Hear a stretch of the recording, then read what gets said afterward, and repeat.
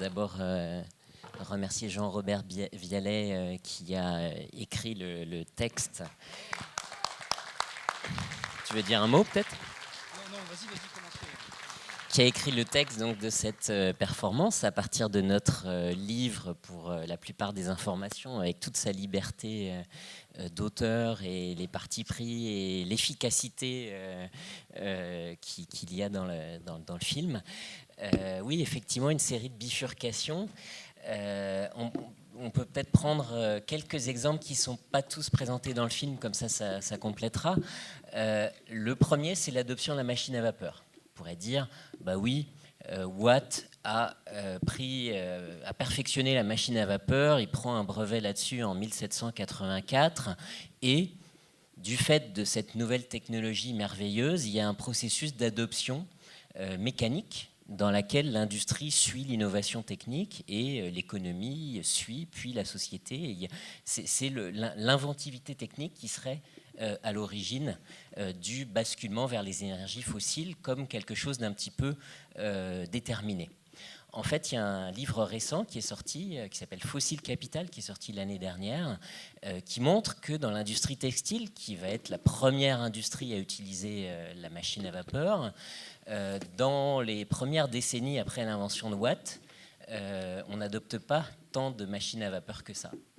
Jusqu'aux années 1825, donc 30 ans plus tard, c'est encore essentiellement l'hydraulique qui fait tourner les industries textiles en Angleterre.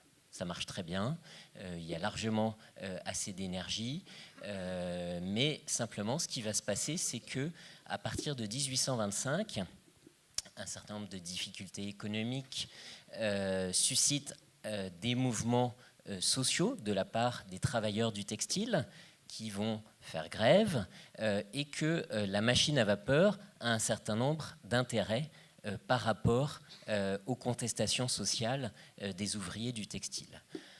Premièrement, sa localisation. Le charbon, par rapport à l'hydraulique, ça peut se centraliser. Alors que les usines qui tournent à l'hydraulique, elles sont un peu dispersées dans le territoire, il y en a beaucoup à la campagne. Quand les ouvriers font grève, on a du mal à les remplacer. Puis dans des grandes villes comme Manchester, c'est très bien parce qu'il y a un bassin de chômeurs et puis il y a la police et l'armée qui permettent de réprimer les grèves. Donc c'est beaucoup plus intéressant dans un contexte de lutte sociale de fonctionner au charbon avec la machine à vapeur que de fonctionner à l'hydraulique à la campagne.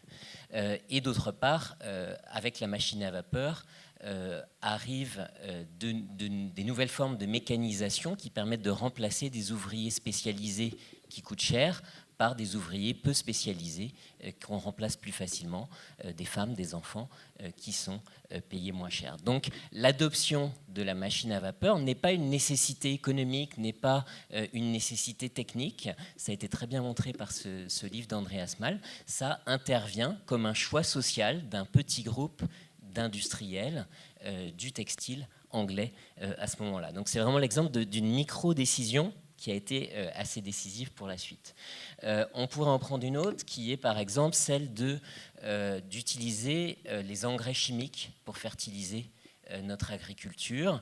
On nous dit c'est grâce aux engrais qu'on a pu conduire les révolutions vertes et nourrir le monde aujourd'hui avec toute la croissance démographique qu'on a eue. Jusqu'à récemment, on entendait uniquement ce discours-là. Depuis quelques années, on a eu un rapport d'un Conseil des Nations Unies qui nous disait que l'agriculture biologique peut nourrir le monde. Et du coup, on peut se poser la question, tiens, pourquoi on a fait ce choix-là ? Comment il est arrivé ? La synthèse d'engrais chimiques qui remplace de plus en plus les processus naturels de fixation de l'azote de l'air par des bactéries qui sont en symbiose avec un certain nombre de plantes, les légumineuses notamment. C'est pour ça que jusqu'au XXe siècle, on faisait des rotations culturales, on ne faisait pas maïs, maïs, maïs ou blé, blé, blé à la suite comme ça. On mettait par exemple la luzerne, qui est une légumineuse qui est en symbiose avec cette bactérie fixatrice d'azote et qui entretient la fertilité du sol. Donc, en 1909, Haber et Bosch, deux chimistes allemands, inventent un procédé pour synthétiser chimiquement à l'échelle industrielle. Ça va être produit à partir de 1913 à grande échelle. Cet azote, en capturant directement l'azote de l'air sous la forme N2, mais c'est une forme qui n'est pas assimilable directement par la plupart des plantes, il faut ce petit passage par la bactérie et par cette symbiose fixatrice d'azote, et transformer cet azote inerte, pas utilisable par les plantes, en urée ou en nitrate, qui devient utilisable par les plantes. Et donc c'est à partir de là que toute notre agriculture repose sur les engrais azotés produits industriellement. Alors il faut savoir que du coup on a une agriculture qui est déficitaire énergétiquement. D'un point de vue du rendement énergétique, notre agriculture est déficitaire aujourd'hui. Au début du 19e, pour 1 calorie de travail, essentiellement musculaire, hein, des hommes, des femmes et des bêtes de somme, on obtenait 12 calories alimentaires. Parce que le principe de l'agriculture, c'est quand même plutôt de fixer de l'énergie solaire pour la transformer en énergie alimentaire, chimique.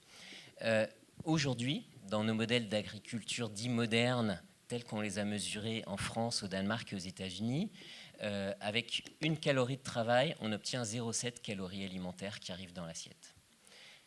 Donc ça veut dire qu'on mange littéralement de l'énergie fossile, que le rendement énergétique de l'agriculture est négatif.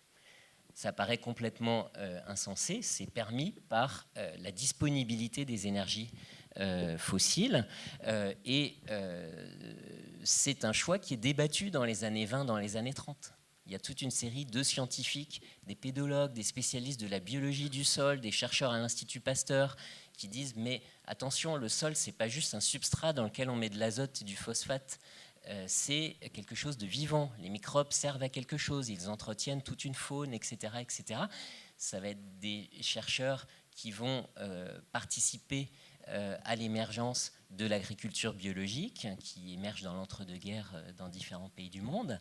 Vous voyez que là encore, on a fait un choix qui n'est pas un choix qui était obligatoire. Il y avait d'autres solutions dont on nous dit aujourd'hui que ça peut nourrir le monde. Un troisième exemple, qu'est-ce que je voulais vous dire ? Peut-être je vais juste en faire 3. Et le troisième, ça sera l'énergie solaire, l'alternative au système des maisons individuelles avec les chauffages électriques de Levitt, donc qui construit des maisons à la chaîne dans l'Amérique des années 50 et 60. En fait, la maison solaire est présentée par le MIT autour de 1950. Les technologies sont là. Il y a des maisons modèles qui existent. Et encore, les panneaux solaires n'ont pas une super rentabilité, etc. C'est plutôt des maisons à énergie passive. Autonome à 75%. Voilà. Ouais. Le mur trombe en France, par exemple, etc. Et on a déjà des maisons quasiment autonomes. Techniquement, on a fait beaucoup de progrès depuis, mais on a finalement déjà l'essentiel pour faire ce choix économique dans la construction des bâtiments. Mais il se trouve que les partenaires de Levitt, lorsque Levitt construit ses maisons à la chaîne, c'est General Electric qui équipe ces maisons, et qu'il n'était pas question pour Levitt de construire des maisons qui étaient autonomes énergétiquement, sinon il perdait son partenaire, etc. etc. Et donc, encore une fois, il n'y avait pas de nécessité technique à avoir un habitat aussi consommateur d'énergie. La destruction des tramways, c'est un exemple qui est très intéressant aussi. Alors, du coup, ça nous a amené, et je trouve que le film rend ça très bien, à proposer, en tant qu'historien, une lecture de la crise écologique comme une histoire de petites décisions, de petites bifurcations, d'une série de mauvais choix, on pourrait dire aujourd'hui, qui ont été faits, et qui ont été faits alors qu'il y avait d'autres voies possibles, qui sont portées par certains acteurs. Il y a des oppositions, il y a des scientifiques qui lancent l'alerte à chaque période de l'histoire. Par exemple, je vous ai parlé de l'agriculture biologique et des débats sur les sols et la nocivité des engrais chimiques. C'est des débats qui commencent dans les années 20 en Europe, qui sont extrêmement vigoureux dans les années 50. Par exemple, vous avez Charles Fourier, qui est un des précurseurs du socialisme au XIXe siècle, un des socialistes utopiques que Marx va un petit peu déprécier, qui écrit en 1821 un livre, un manuscrit, qui ne sortira que 40 ans plus tard, donc 1841, mais c'est déjà très tôt, qui s'appelle « La détérioration matérielle du globe ». Et sa théorie, c'est que le capitalisme industriel est à la fois un désastre social, il est socialiste, et un désastre environnemental à l'échelle globale. Alors le capitalisme industriel, il ne l'appelle pas comme ça, il appelle ça l'industrie civilisée. Dans cette terminologie, il y a les sauvages, les barbares, les civilisés de l'ordre mercantile du capitalisme du XVIe, XVIIe, XVIIIe siècle, et ensuite ce qu'il appelle l'industrie civilisée. Mais c'est donc, en 1821, une critique à la fois sociale et écologique de la naissance du capitalisme industriel qui se met à utiliser les énergies fossiles, etc. etc. Alors pourquoi raconter l'histoire comme ça, par une série de batailles, de bifurcations, de choix qui auraient pu être pris différemment, etc. etc. Ça paraît un petit peu prendre la crise écologique par le petit bout et puis par un regard purement rétrospectif. C'est pas juste parce qu'on est historien et qu'on aime bien raconter des histoires, c'est parce qu'on pense que derrière ça, il y a un message politique ou un message citoyen ou un message moral même qui est dans cette façon-là de raconter la crise écologique d'ampleur géologique aujourd'hui. Alors, c'est quoi les leçons qu'on peut tirer? Peut-être je vois quatre avantages, quatre raisons pour lesquelles on a fait ça. La première, c'est que très souvent, le discours sur la crise écologique, on entend, c'est nouveau. Ah, l'anthropocène, c'est un mot très récent, ça date que d'il y a 15 ans, c'est grâce à la science super sophistiquée d'aujourd'hui, c'est grâce à l'observation par satellite du climat, etc., qu'on a enfin connaissance du problème. Avant, on ne savait pas, on a abîmé la planète sans faire exprès au départ, et aujourd'hui, maintenant qu'on sait, on va pouvoir prendre des bonnes solutions. Cette façon de raconter l'histoire, elle donne l'impression que les sociétés du passé, elles étaient nulles. Elles ne savaient pas ce qu'elles faisaient. Et nous, aujourd'hui, on est meilleurs qu'elles. On va mieux faire.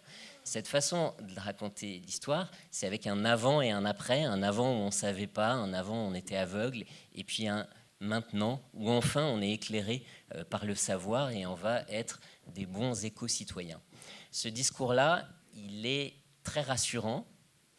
Il nous donne bonne conscience. Il est faux historiquement. Il y a toute une série de contestations, de débats, etc. Et il nous donne surtout l'impression qu'il suffirait de savoir pour résoudre le problème. Or, ça fait 20 ou 30 ans que le GIEC nous dit qu'il y a un problème avec le climat, et pour autant, les États-Unis ont élu Trump à la présidence de la République, qui est un président, alors que c'est un climato-sceptique. Donc, le savoir ne suffit pas. Il y a de la politique, il y a des rapports de force, et si on ne pense pas ça, si on pense que c'est uniquement la science qui va nous guider et une prise de conscience cognitive, ça ne suffira pas. Et donc c'est aussi ce message-là qu'on veut envoyer à travers cette façon de raconter la crise. L'autre intérêt de raconter des petites histoires, des petits basculements, le tramway, etc., c'est d'éviter les grands récits fatalistes. Un grand récit, ça serait de dire, vous allez avoir Descola, qui est l'auteur d'un très grand récit, c'est un très grand livre, Par-delà nature et culture, qui a tendance à dire c'est la modernité. C'est Descartes, maître et possesseur de la nature. La modernité, 16e, 17e, 18e, a commencé à concevoir la nature comme séparée de la culture. Il y a une sorte de grand divorce anthropologique de la modernité avec la nature. Et en faisant ça, on s'est engagé sur quelque chose dont on voit le résultat aujourd'hui. Donc c'est une sorte de grande rupture culturelle qui expliquerait la crise écologique aujourd'hui. Je pense qu'il y a une grande part de vrai dans ce qu'il dit, mais en même temps, on s'aperçoit, si on regarde l'histoire de l'Occident depuis 4 siècles, qu'à l'intérieur de la modernité, il y a eu des résistances. À l'intérieur de la modernité, il y a une très grande sensibilité aux dégâts ou aux dommages que nous pouvions causer à la nature. Il y a des savoirs extrêmement sophistiqués autour de 1800 sur ce qu'on appellerait aujourd'hui la santé environnementale, sur ce qu'on appelle aujourd'hui les liens entre climat et société, etc., etc. Et que finalement, même à l'intérieur de notre modernité, on a des traditions à partir desquelles on pourrait fonder une sagesse écologique. Et se priver de ça, on ne va pas tous devenir aujourd'hui des chasseurs-cueilleurs Yanomami. Et se priver de ces alternatives, de ces savoirs, de ces vigilances, à l'intérieur de notre modernité, c'est peut-être se priver de la possibilité de faire une transition qui soit possible, vu là où on en est aujourd'hui. Et puis, alors un premier grand récit, ça a été d'accuser la modernité, la coupure nature-culture, etc. Un deuxième grand récit, ça a été de dire c'est le christianisme. Dieu a dit à l'homme, croissez et multipliez. Comment c'est je me souviens plus. Croissez et multipliez-vous, dominez la terre. Et donc, il y aurait finalement, dans le christianisme, dans les monothéismes, une idéologie de la domination de la terre qui nous aurait conduit là où on est. C'est aussi, et en même temps, on a le pape François, qui est un des grands acteurs de la question écologique aujourd'hui. Donc, et quelque chose qui est encore plus déterministe, ça serait de dire, et il y a des scientifiques qui le disent, voilà, il y a 200 000 ans, la nature, ou Dieu, enfin ça dépend, je pense, l'évolution a donné à l'homme un cerveau plus grand. C'est une sorte de don de la nature, et à cause de ce cerveau, il est devenu tellement... Il était intelligent, mais cette intelligence, elle a son revers de la médaille. D'un côté, il a conquis le globe, formé des civilisations merveilleuses, et de l'autre, il a bousillé la planète. Donc cette façon de raconter ça, où tout aurait été déjà joué il y a 50 000 ans, quand on a commencé à détruire les autres grands mammifères, où il y a 200 000 ans, parce qu'on aurait un cerveau plus gros, c'est des façons qui apportent des petites portions de vérité, mais qui en même temps sont tellement fatalistes, tellement énormes, qu'elles dépolitisent le débat sur la question socio-écologique aujourd'hui. Donc, le dernier point, c'est, et ça se voit très bien dans le film, sur la dimension matérielle. Le charbon, qu'est-ce que ça change? Le pétrole, qu'est-ce que ça change dans les rapports sociaux? Dans qu'est-ce que c'est que la démocratie? Dans qu'est-ce que sont que les rapports de force entre les différents groupes sociaux?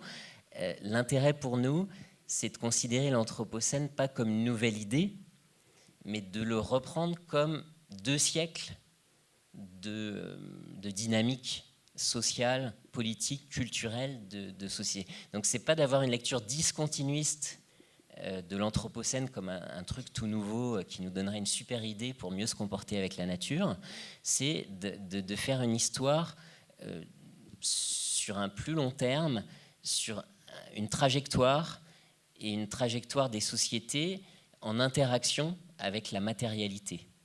Ça nous permet de ne pas être dans l'idéalisme, de ne regarder que les conceptions du monde, etc., mais de faire une histoire des sociétés comme si la nature existait, de faire une histoire des sociétés comme si la matérialité existait. On a tendance depuis 1 siècle et demi dans les sciences humaines et sociales à décrire la dynamique des sociétés uniquement comme quelque chose qui a un rapport entre les humains. La société se construit d'elle-même. Elle s'arrache. Le progrès, c'est s'arracher de tout déterminisme naturel. Et toutes les sciences humaines et sociales qui se sont constituées, institutionnalisées depuis 1 siècle et demi, ont eu tendance à rejeter toute explication par le naturel, toute explication par les déterminismes chimiques, physiques ou biologiques, et à revendiquer une causalité propre pour les sociétés. Ça a été très émancipateur de faire ça. La sociologie qui s'émancipe d'un discours climatique, l'anthropologie culturelle qui s'émancipe de l'anthropométrie où on se contentait de mesurer les cerveaux, etc., etc. Ça a été des acquis très importants des sciences humaines et sociales. Mais en même temps, en faisant ça, on a évacué la matérialité et la nature de la façon dont on se raconte nous-mêmes en tant que société. Et l'Anthropocène est une réfutation de ça. On a cru s'arracher à tout déterminisme, on a cru aller vers le progrès en s'arrachant à à toute influence de lois naturelles, chimiques ou physiques. Or, on s'aperçoit, avec les dégâts et les millions de réfugiés climatiques provoqués par le changement climatique, par exemple, que cette nature dont on a cru s'arracher, cette nature dont on a cru s'émanciper, en fait, elle nous revient. Elle nous revient sous la forme de crise migratoire, elle nous revient sous la forme de troubles géopolitiques, et elle transforme la politique, elle transforme nos démocraties, elle transforme nos modes de vie, etc. Et donc on redécouvre qu'on était lié à la nature, qu'on était lié à des processus par des milliers de boucles et de liens qui nous attachent à la Terre. Et cet attachement à la Terre, on a cru qu'il n'existait pas pendant 2 siècles. On s'est raconté une histoire du progrès, une histoire de la liberté qui serait l'antagonie. Être libre, c'est être dans le plus loin possible de la nature, être dans l'arrachement, être dans l'artificiel, être dans le construit. Alors que ce qui serait de l'ordre du naturel, du déterminé, du donné, ça serait crypto-fasciste.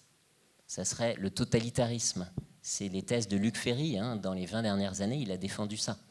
Et donc on a construit une vision de la liberté qui évacue l'existence de limites, de données, de liens avec notre Terre. L'Anthropocène nous oblige à une réfutation de cette vision du monde-là. Parce que ça réunit l'histoire de la Terre avec l'histoire humaine. On est dans la même temporalité, on est dans une série de liens extrêmement forts. Et le devenir de nos sociétés n'est pas dissociable du devenir de la planète. Et l'histoire du basculement du charbon au pétrole est intéressante de ce point de vue-là. Elle est racontée par Timothy Mitchell, et je termine là-dessus, dans un livre qui s'appelle « Carbone Démocratie ». Qu'est-ce qu'il nous dit, Timothy Mitchell? Il nous dit, jusqu'à présent, en fait, toute la pensée du politique et de la démocratie, de Hobbes jusqu'aux théoriciens actuels des sciences politiques, elle est conçue comme une question d'arrangement entre les humains. C'est la lutte des intérêts, des passions, etc. Et la politique, c'est l'art de concilier, de combiner, de dominer, d'arranger toutes ces passions et ces intérêts humains qui sont profondément divergents. Et Hobbes nous dit que s'il n'y avait pas un État, l'homme serait un loup pour l'homme. Donc, 3-4 siècles de pensée du politique ont conçu notre pensée de la politique et de la démocratie comme un pur problème de relation entre les humains. Que nous raconte Timothy Mitchell en contradiction avec ça? C'est que le 19e siècle, c'est une société dans le monde industriel basée sur le charbon. Or, 1 kilo de charbon contient beaucoup moins d'énergie que 1 kilo de pétrole. Et il demande beaucoup plus de main-d'œuvre pour être extrait et pour être transporté. Or, comme par hasard, s'il y a eu un mouvement ouvrier qui a civilisé le capitalisme sauvage du début du 19e, qui a conquis des droits sociaux, notre État-providence qui aboutit à la création de la sécurité sociale, etc., au lendemain de la Deuxième Guerre mondiale, c'est parce qu'il y a eu un rapport de force, et ce rapport de force, comme par hasard, c'est les charbons et les mineurs qui sont les fers de lance de ces mouvements ouvriers, parce qu'ils tiennent la clé du charbon. La première grève générale dans le monde, c'est 1842, c'est dans le mouvement chartiste, et il y a un blocage du charbon par les cheminots qui fait que même des usines qui ne sont pas en grève ne peuvent pas travailler. Donc il y a une capacité de blocage qui est permise par le charbon. Avec le pétrole, le film le raconte, ça ne marche pas du tout comme ça. Il y a un affaiblissement du poids politique des mineurs, des cheminots et du monde du travail en général. Et à partir des années 50-60, nous dit Timothy Mitchell, la qualité de nos démocraties commence à reculer du fait qu'elle est basée sur du pétrole et non plus sur du charbon. Donc vous voyez que l'énergie devient un acteur de l'histoire de nos démocraties. Et du coup, ce qui se pose à la fin du livre, c'est à quoi ressemblerait la démocratie dans une société post-fossile, peuplée de coopératives d'énergie renouvelable par des financements citoyens, des collectivités locales, etc. Ce nouveau modèle énergétique auquel on aspire tous, finalement, quel type de démocratie peut permettre de construire? Donc vous voyez, la révolution intellectuelle là, que je vous propose, c'est de penser notre histoire, penser y compris les luttes sociales, penser ce que c'est que notre démocratie, mais en intégrant la question de la nature, la question de la matérialité, dans la façon dont on s'organise entre nous. Voilà. Merci Christophe. Alors avant de vous donner la parole, parce que j'imagine qu'il y aura des questions, des réactions, Jean-Robert, ces mineurs de Chabon, on les voit dans cette archive incroyable. Je voulais savoir un peu comment tu avais travaillé avec ces images d'archives et comment finalement tu avais repris ce récit à partir de ce qui existe. Alors j'ai d'abord travaillé sur le texte à partir effectivement des écrits de Christophe et de Jean-Baptiste Fressoz pour essayer de revenir dans une chronologie, parce que ils n'ont pas du tout travaillé dans la chronologie. Leur livre, c'est complètement différent sur la manière d'approcher. C'est plus politique et ça. Donc moi, j'avais besoin de retrouver une chronologie pour pouvoir faire fonctionner l'archive. Donc tout ça, je le fais dans le cadre d'un film qu'on va continuer à travailler, qui effectivement existera d'ici un an, un film sur ce sujet-là, mais qu'on est vraiment c'est un work in progress en fait pour l'instant. Donc il fallait retrouver une chronologie pour pouvoir installer les archives dedans, et ensuite effectivement les archives, elles commencent à exister, les archives en tout cas en mouvement, elles commencent à exister à partir du début du siècle. Donc là, les mineurs qu'on voit ne sont pas des mineurs du 19e, évidemment, mais bon, les conditions sont quand même on est quand même là sur des images qui sont vraiment du tout début du siècle, 20 ans après l'invention du cinéma. Ce sont des images muettes au départ.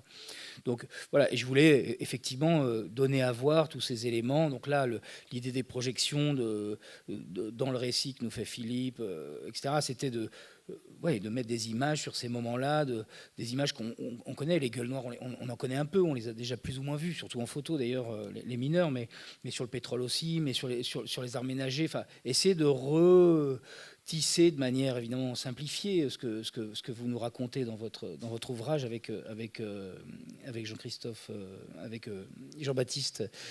Voilà, donc essayer de refaire le fil de l'histoire et de le construire à base d'archives. Donc voilà, là on a commencé à le faire ce soir avec l'aide évidemment du comédien, ce qui sera sans doute pas le cas dans le film, parce qu'on est dans le cadre d'un film documentaire, donc là on fera vraiment à 100% images d'archives. Mais bon, voilà, chercher des archives, c'est un long travail, parce que c'est des archives qui vont venir de partout dans le monde. C'est aussi utiliser, là, vous avez vu, j'ai utilisé quelques archives de propagande des années 50. Alors il y a une profusion d'archives de propagande américaines qui sont très très intéressantes à partir du début de la guerre froide. L'archive sur le capitalisme, par exemple, il ne s'agit pas vraiment de vanter les vertus du capitalisme en soi, il s'agit surtout de tenir un discours anti-soviétique. Donc on est vraiment, ça c'est vraiment de l'image de propagande. Je trouve ça intéressant de réutiliser 50 ans après, presque 60 ans après, ces images qui sont des images de propagande, comme tout le petit bout de film sur l'effort de guerre, avec cette femme qui fume une cigarette et le fait qu'elle fume sa cigarette. Toutes ces archives sont savoureuses. Donc voilà, donc j'ai essayé ce soir c'est quelque chose qu'on a monté vraiment à partir du texte, comme ça en 3 jours avec Philippe, les archives, des montages, etc., pour essayer de trouver une forme qui soit, on va dire, un début de récit qui préfigure ce qu'on va essayer de faire, et avec la participation d'ailleurs de Christophe Bonnet et Jean-Baptiste Fressoz dans le film, ensuite qu'on aura fini dans une petite année, parce que c'est un long travail et que j'espère on présentera ici quand il sera terminé. Donc voilà. J'espère bien. Alors, vous avez la parole. Des réactions, des questions? Monsieur?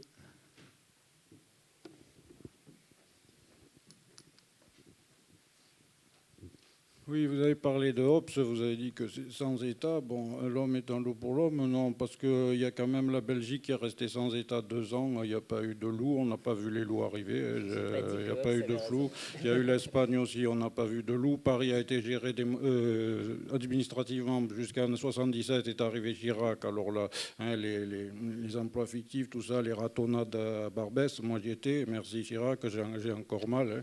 Bon, alors je veux dire, alors il n'y a pas de loup, moi je pense plutôt que quand l'État arrive, l'homme devient pas un loup pour l'homme, mais un loup fauve pour l'homme, c'est-à-dire un imbécile, quoi. Comme disait Jean Goudal. Il n'y a pas que. Qu'est-ce que vous pensez faire pour l'éco, bobo, vous dites l'éco citoyen, mais il y a aussi le bobo citoyen, le monsieur qui veut tout, bon, comment on va faire, et que vous parlez jamais de la bombe démographique, bon, qui est quand même, pourquoi vous parlez pas de ça, c'est-à-dire, bon, il y a vraiment là de quoi parler, c'est pourquoi pas faire des campagnes de stérilisation. Bon, c'est vraiment anti-chrétien. Bon, et puis voilà, ça existe la stérilisation. Hein. Ou alors prendre comme la Chine a bien fait la campagne pour l'enfant unique. Bon, eh bien, ils sont pas morts. Hein. Bon, je veux dire, et pourquoi ne pas toujours penser qu'à se reproduire comme des bactéries? Si vous êtes une bactérie ou une fourmi, bon. Alors voilà, ben, j'en pose plein de questions, là, madame, si vous êtes pas contente. Hein, je veux dire. Voilà, on va en prendre d'autres questions. Donc tout en haut, madame.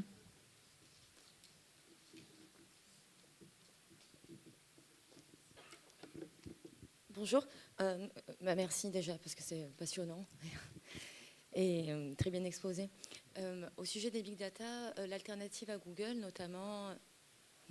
Oui, au sujet des big data, par rapport à l'alternative à Google, il existe d'autres moteurs de recherche type Ecosia, Lilo, Ecosia qui reverse 80%, il me semble, de sa publicité au bénéfice de la replantation d'arbres. Qu'en pensez-vous? On entend beaucoup de choses aussi, de controverses par rapport à ce type de moteur de recherche. Enfin, pour ma part, mon point de vue, je pense que... On va prendre une autre question et après je laisserai Christophe Bonneuil vous répondre. Alors, monsieur et puis madame, et après Christophe, je vous laisserai le soin de répondre.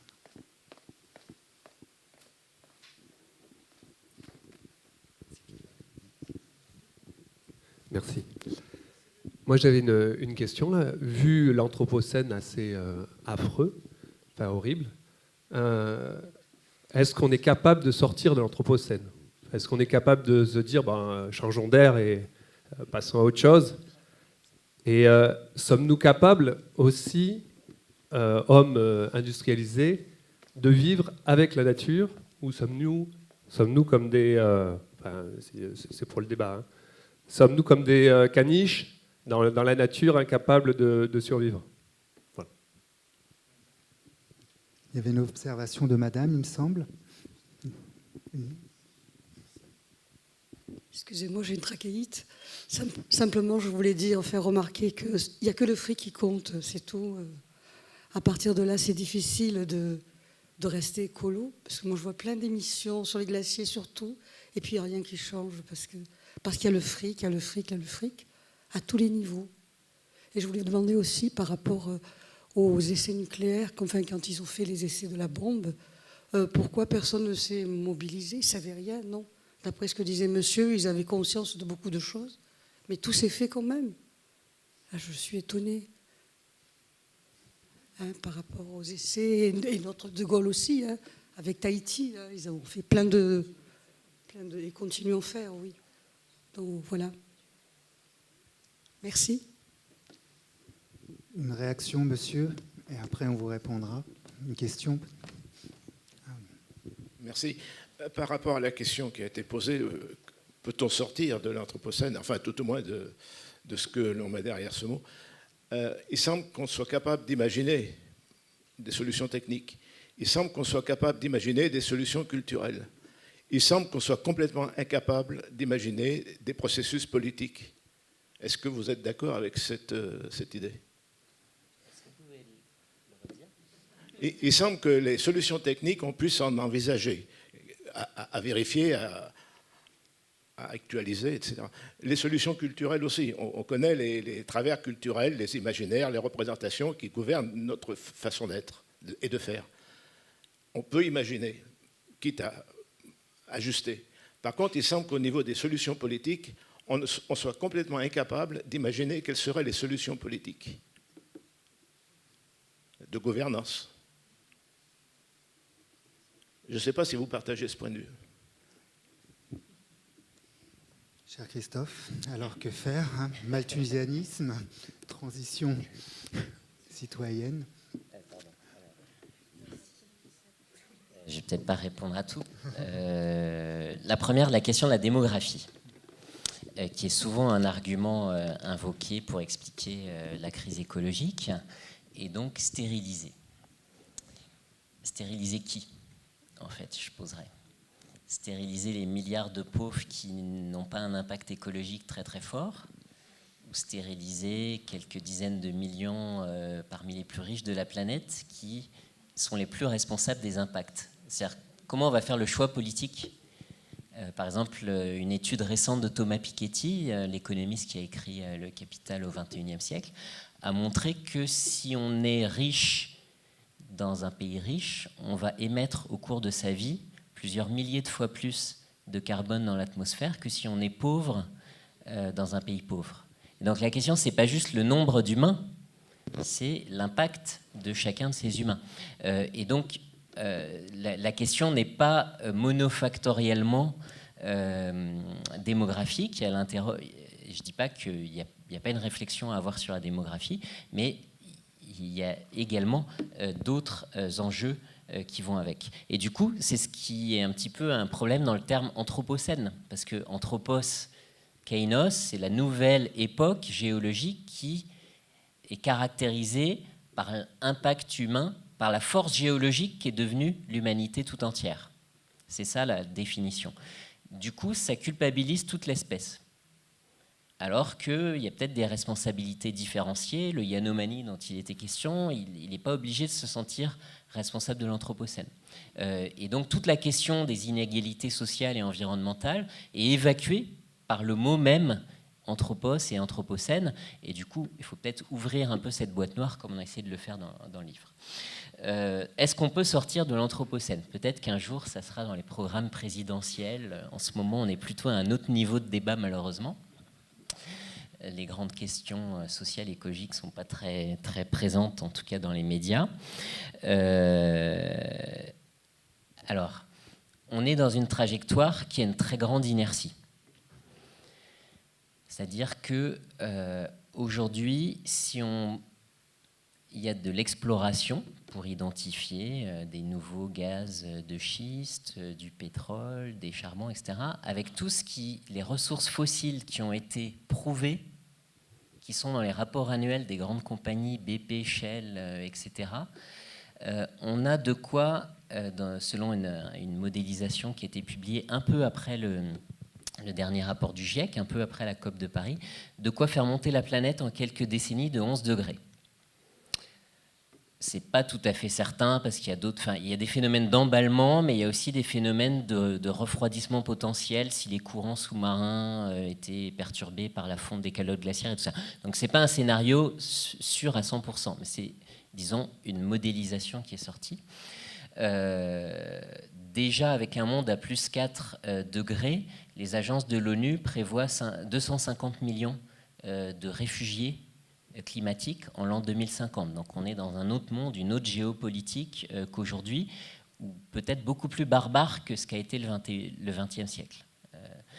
Donc, admettons qu'on soit sage et qu'on décide de laisser sous nos pieds, comme le propose un certain nombre d'ONG, leave it, keep it in the ground, laisser pétrole et gaz et charbon, laissons les fossiles dans le sol, qu'on en laisse les 3/4 pour rester sur un scénario d'augmentation de la température qui ne dépasserait pas 2 degrés par rapport à la période industrielle.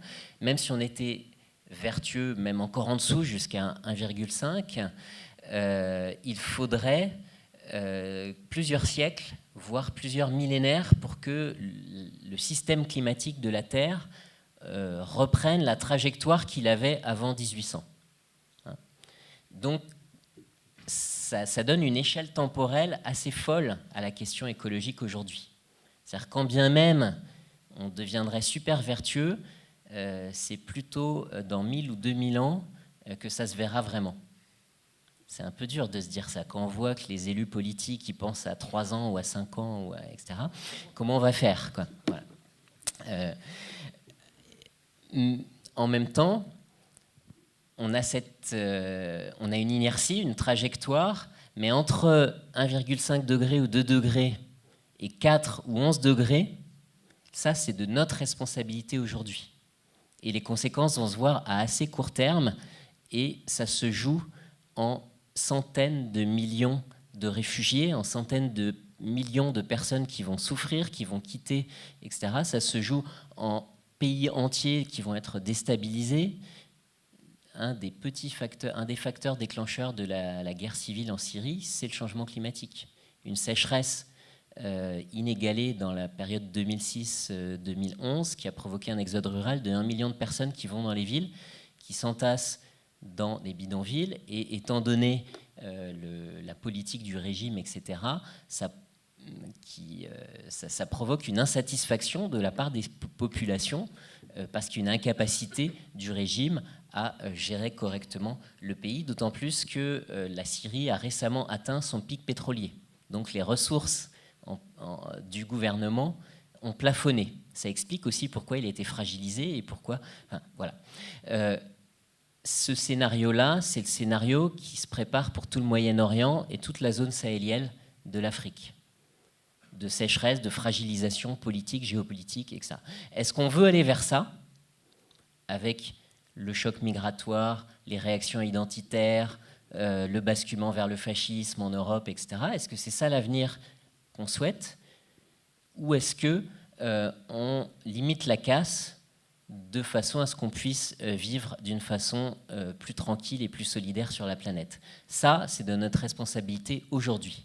Il ne faudrait pas prendre le prétexte de l'anthropocène, du regard géologique sur des millions d'années, etc., pour ne pas situer malgré tout nos responsabilités ici et maintenant.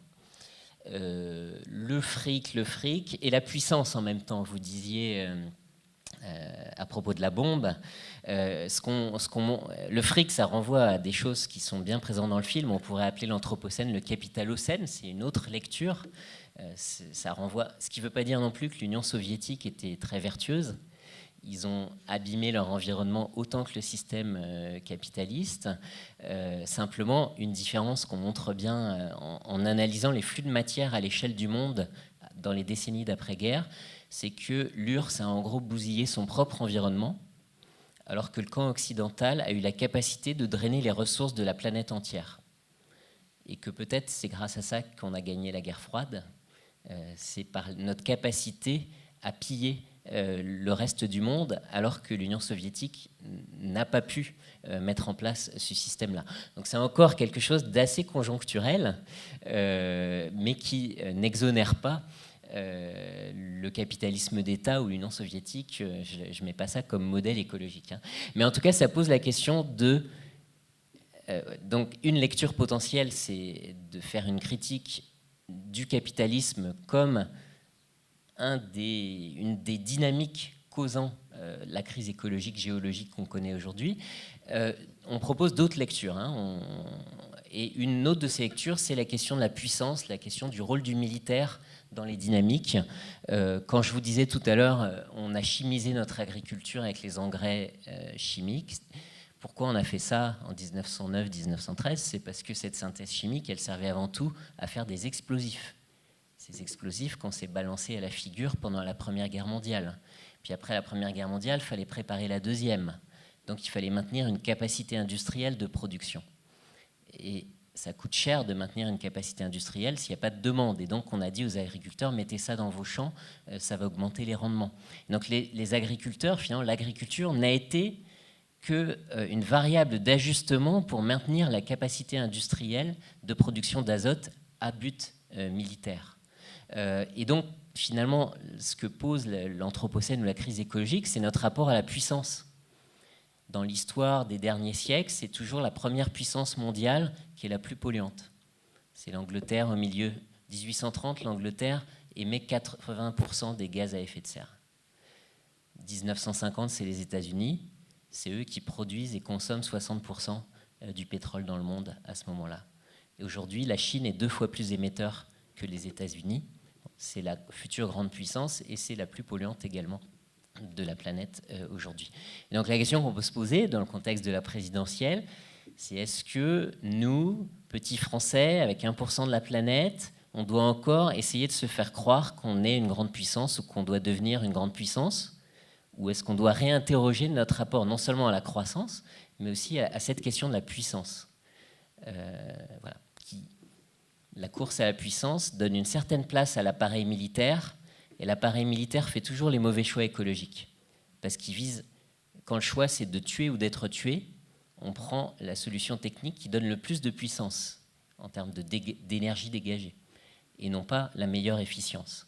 Et ensuite, ces choix qui sont faits par ces décideurs militaires modifient nos modes de vie lorsqu'ils se civilisent. Les autoroutes, l'engrais, l'aviation civile d'après 1945 est le résultat du développement de l'aviation militaire. Et juste après la fin de la Deuxième Guerre mondiale, il y a un traité international pour organiser l'aviation civile et qui lui donne un certain statut fiscal qui font qu'on ne va pas pouvoir taxer les carburants des avions et qui font qu'encore aujourd'hui, dans les travaux du GIEC, on ne comptabilise pas les émissions de l'aviation. Dans le calcul des émissions des différents pays, c'est considéré comme... C'est un statut privilégié, on ne les compte même pas, alors que ça représente 3-4% des émissions mondiales. Mais on ne met surtout pas de pression sur ce secteur pour réduire ses émissions. On fait comme si ça n'existait pas. Ça encore, c'est un héritage de la guerre. Voilà. Et peut-être le numérique, je vais te laisser répondre alors du coup.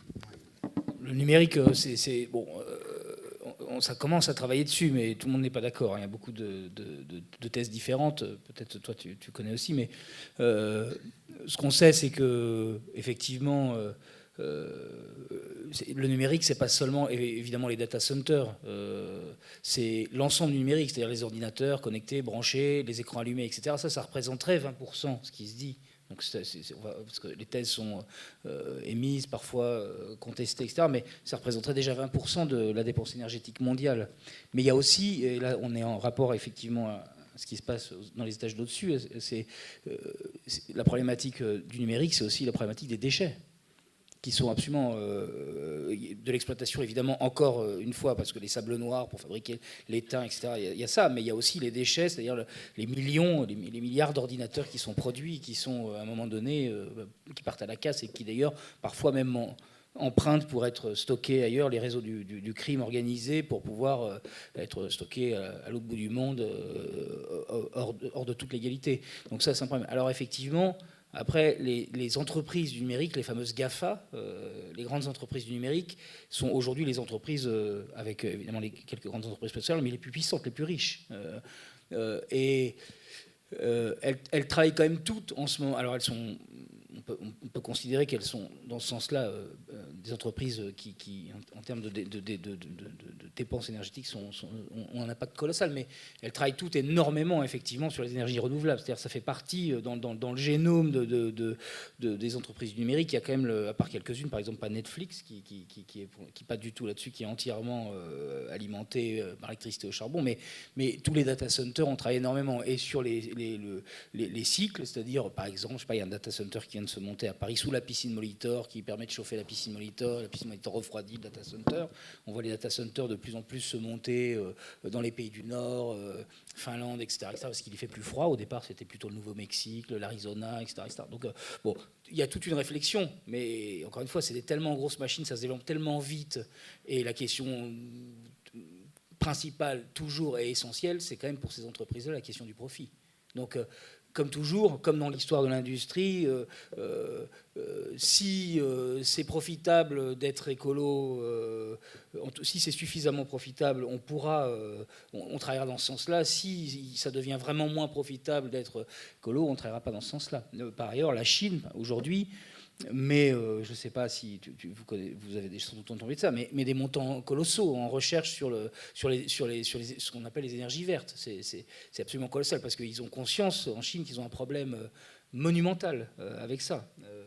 Et la population chinoise des grandes villes, à Pékin, Shanghai, moi j'y ai voyagé cette année pour un autre film, les gens sont vraiment en panique parce que c'est autre chose qu'ici. Enfin, c'est visible, c'est terrifiant. Quand Pékin, dans une période de pollution, c'est abominable, quoi. Donc voilà. Et effectivement, il existe des choses. Et Kozia, vous en parliez, c'est des choses qui sont tout à fait. C'est des initiatives qui sont tout à fait valables et qui permettent effectivement il y a plein de moyens intelligents d'essayer d'avoir une empreinte un peu moins élevée, évidemment, effectivement. Merci Jean-Robert. Merci Christophe Bonneuil. Merci Philippe Fenwick. Vous avez assisté ce soir à une avant-première expérimentale qui donnera lieu à un film qui sortira l'année prochaine. Et en attendant, je vous invite à visiter ces vies d'ordures Donc une exposition qui aura lieu jusqu'au 14 août. Merci.